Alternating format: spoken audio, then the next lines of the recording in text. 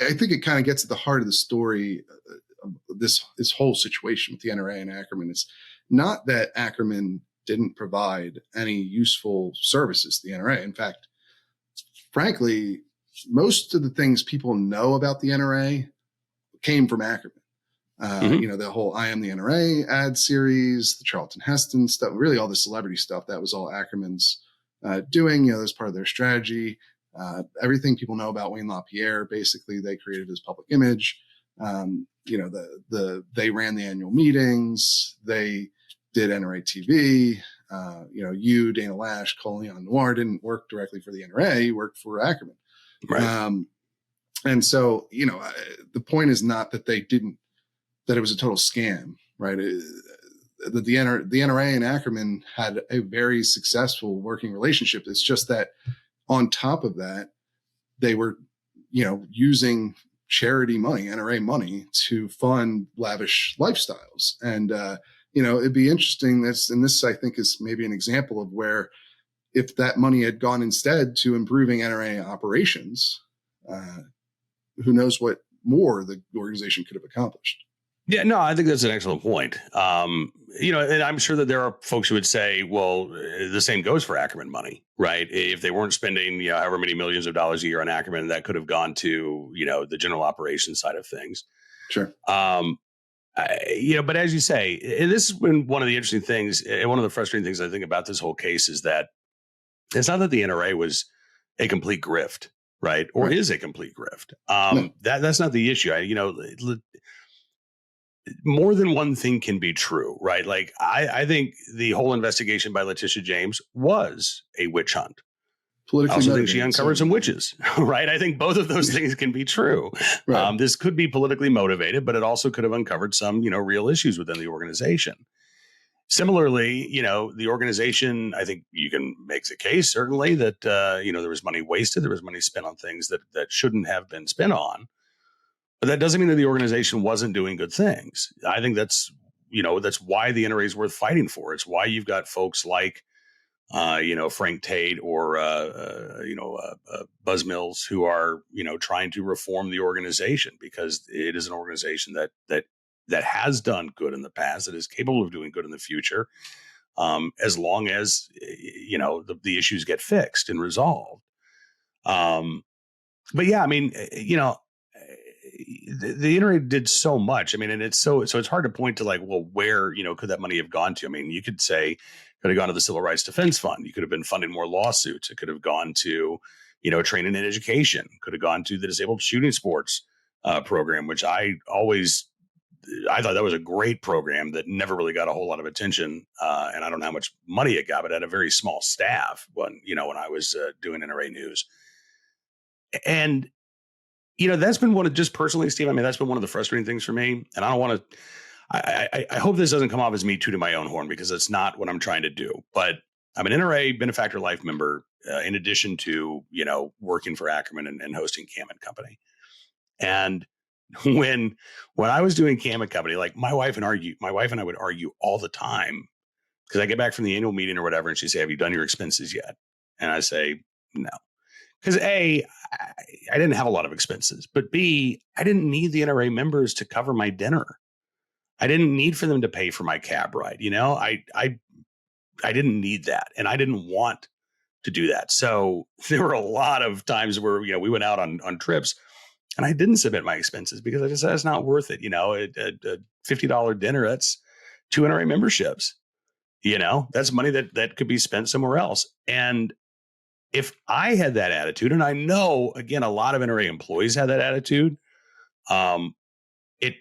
it ticks me off that apparently the higher ups didn't have that same attitude. Because, like I said, there were a lot of people, a lot of worker bees who were making sacrifices. They weren't getting paid a lot, but they were doing everything they could to make sure that the members got the most bang for their buck, no pun intended. And that did not carry over to the top. And that's what's really frustrating to me. Yeah. And that's been my experience in talking to lower level NRA staff, right? People who weren't in the C-suite, so to speak, that a lot of them joined the NRA and work there. And this, not that doesn't extend to some of the executives as well, but But a lot of the lower level staff take on the job because they believe in the mission of the NRA. Absolutely. And they're willing to take less pay or to forego, charging their expenses back to the organization because of exactly what you described. The NRA really is funded by its membership. It's not, yes, it has big donors as well, but the primary form of funding that it maintains is from dues from members. And those are people who are often not very wealthy, right? That are putting in money that they have to make room in their budget to do.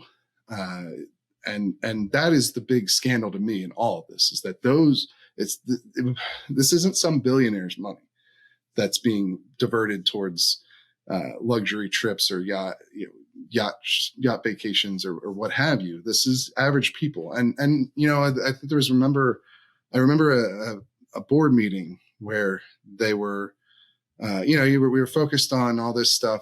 I think it was a couple of years ago, and it was I believe it was when they authorized the bankruptcy, or authorized it after the fact, because that's a whole nother issue with governance at the NRA, right? It's part of this. But another thing that they did was approve a resolution to sell a house, because one of the ways that the NRA gets money is people will leave their stuff to the NRA in their will. And it's not just rich people who do this. Right.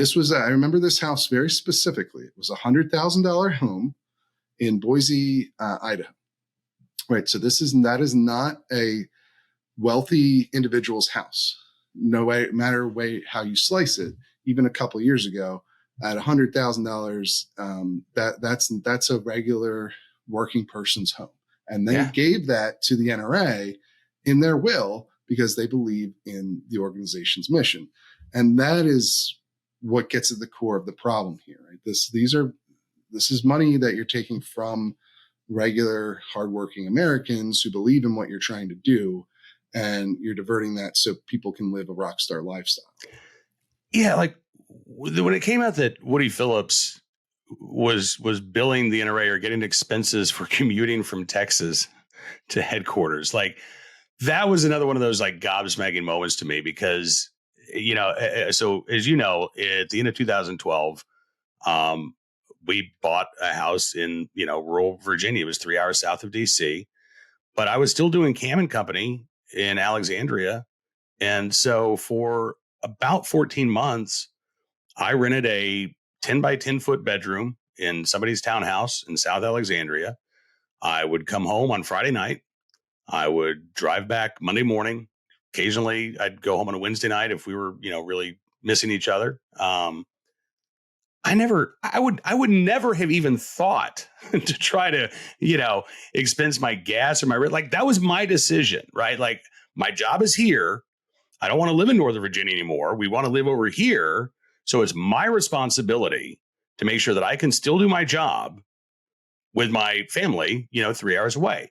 That was not the NRA's responsibility. It was not Ackerman's responsibility. It was my decision, and the costs incurred were my costs. So when I heard that about Woody Phillips, that was the moment where I saw red, because I was in an exact same position. And again, I cannot think of a single NRA employee that I know or that I worked with who would have had that same attitude of, I don't want to live here anymore, but I'm going to make the organization pay for my expenses to go back and forth. That's such BS. And again, where was that telling me that money couldn't have been used for a better purpose, than providing an executive with, the expenses to commute from Texas to Northern Virginia. I mean, you're right. That's the stuff that's so infuriating and should be infuriating to the rank and file members. Like, I don't know how closely every NRA member is following this, but it's stuff like that to me says, okay, listen, there's a problem.